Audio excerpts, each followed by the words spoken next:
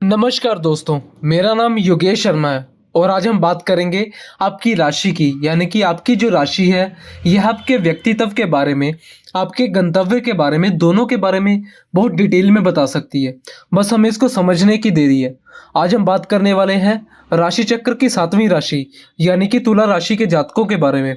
इसको इंग्लिश में लिब्रा भी कहा जाता है। लाइफ में अगर किसी को बैलेंस सीखना है तो कोई इनसे सीखे। यानी तुला राशि का सिंबल ही अगर आप देखेंगे तो तराजू है। तराजू का मतलब है हर चीज को बैलेंस करने वाला, एक ऐसा इक्विपमेंट जिसकी हर एक क्वालिटी आपको तुला राशि वाले जातकों के अंदर 100% मिल जाएगी। और यह लोग बैलेंस्ड होते हैं, बहुत अच्छे लीडर होते हैं। इसलिए क्योंकि जो इंसान तराजू में चीज़ों को तोलना जानता है वह इंसान की परख करना भी जानता है। इनका सबसे बढ़िया एग्जाम्पल आप सभी ने अदालत में एक तराजू से देखा होगा, जिसे किसी महिला ने पकड़ा हुआ है। उसकी आंख में काली पट्टी बंधी होती है। अब इसका यह मतलब नहीं कि कानून अंधा है, बल्कि इसका यह मतलब है कि जिस तरह से अंधा आदमी किसी के अमीर गरीब काले गोरे में जात पात में फर्क नहीं करता, इसी तरह कानून भी इन सब से ऊपर हटकर क्राइम के हिसाब से मुजरिम को सजा देता है। बस सिर्फ फर्क इतना है कि पहले के समय में यह काम एक राजा करता था और आज के टाइम में कोर्ट में बैठा हुआ एक जज करता है, जिसमें राजा की तरह ही एक लीडरशिप क्वालिटी होती है।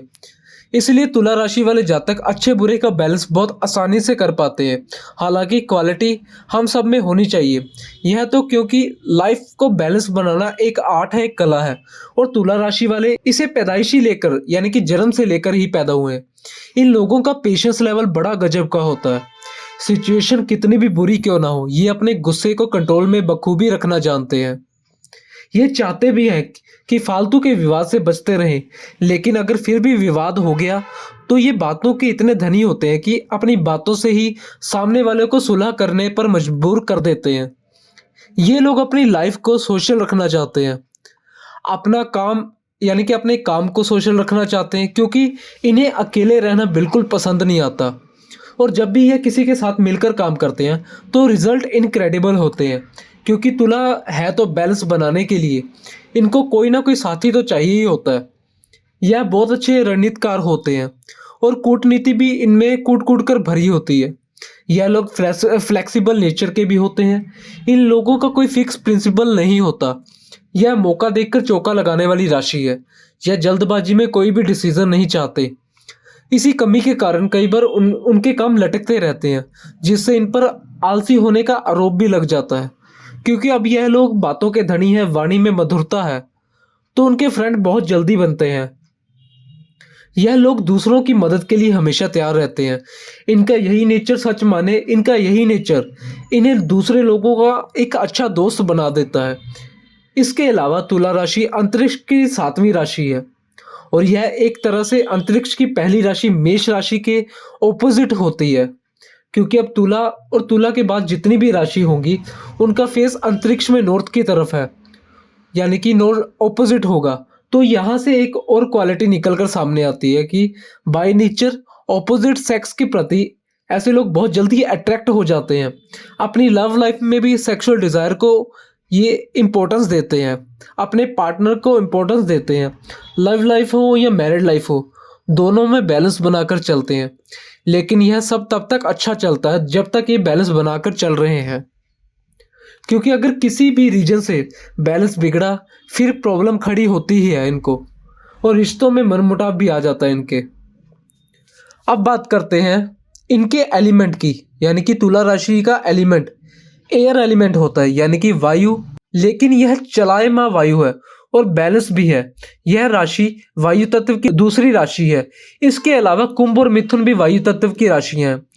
वायु, जिसे हम अंग्रेजी में एयर साइन भी कहते हैं, यह अपने फ्लो और अपने डायरेक्शन को बदलने के लिए जानी जाती है। यह क्वालिटी तुला राशि के जातकों में भी देखी जाती है।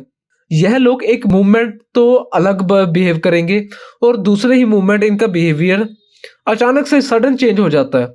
और अगर ऐसा तुला राशि वाले करें आपके सामने तो बिल्कुल भी घबराइएगा मत। इनका नेचर ही, इनका कोई मूड स्विंग नहीं है, ये इनका नेचर ही ऐसा है। इस राशि के अपने वायु तत्व ने ऐसा ही बनाया।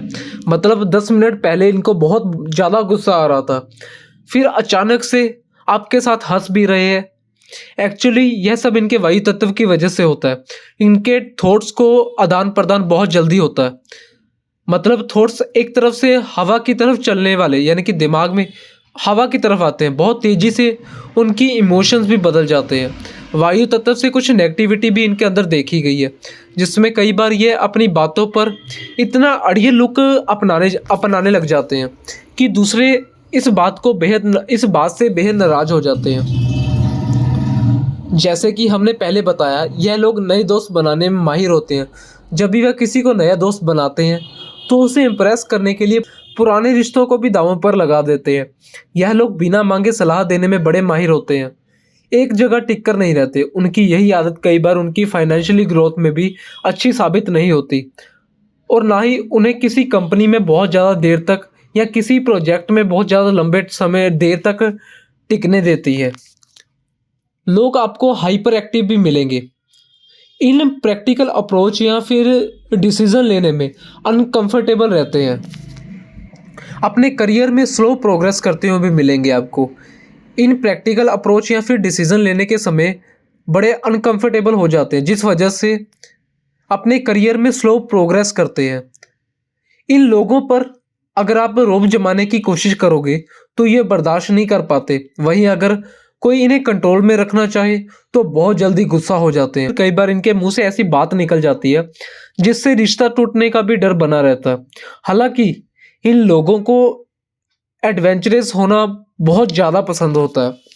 इस मामले में ये फायर एलिमेंट से जुड़ी हुई राशियों का साथ देते हैं। वह भी टक्कर के साथ। का मतलब है यह है कि अगर एडवेंचर ट्रिप पर जाना है, यदि आप वायु तत्व से जुड़े लोगों को अप्रोच करते हैं तो वह कभी इसके लिए मना नहीं करते एवं बढ़ चढ़कर और पार्टिसिपेट करते हैं।